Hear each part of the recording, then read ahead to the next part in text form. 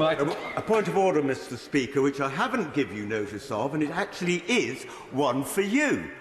I've just been noticing over the last few questions that there is a growing trend of backbenchers on both sides of the House to read long questions word for word, rather than using notes or even actually memorising a question.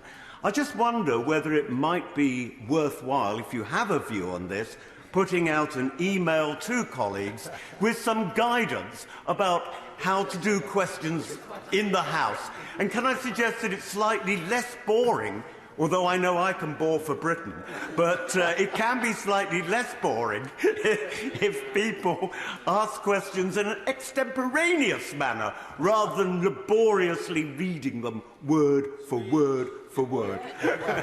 What I would say is, when I first came into the House, a little bit later than the Honourable Gentleman for Lichfield, it was that you did not read questions, you always asked questions.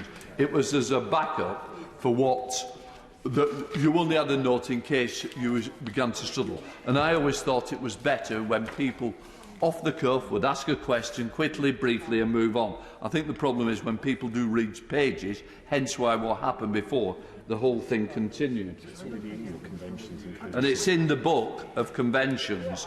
And what I would suggest is, and as you put it on the record, and the member for Lichfield has done, I think it's important to know that we've got the book here, people ought to read it, bring themselves up, which is the best practice within the chamber. So can I say that, thank you for raising it, and it's certainly on the record now.